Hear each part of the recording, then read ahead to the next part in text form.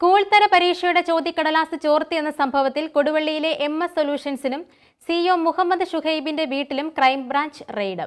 ഇന്നലെ രാവിലെ ആരംഭിച്ച റെയ്ഡ് വൈകിട്ടാണ് അവസാനിച്ചത്.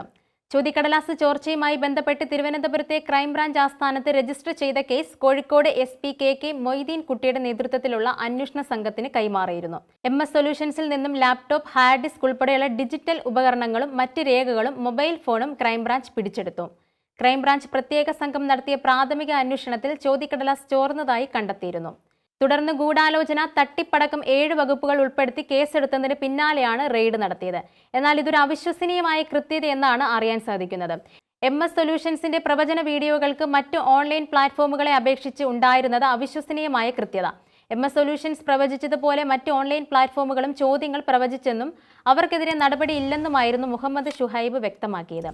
മറ്റ് പ്ലാറ്റ്ഫോമുകൾ പരീക്ഷയുടെ തലേ ദിവസം മണിക്കൂറുകളോളം ക്ലാസ് എടുത്ത് 100ലേറെ ചോദ്യങ്ങൾ പ്രവചിച്ചപ്പോൾ 14 മിനിറ്റുള്ള ഒരു വീഡിയോ മാത്രമായിരുന്നു MS പുറത്തുവിട്ടത്.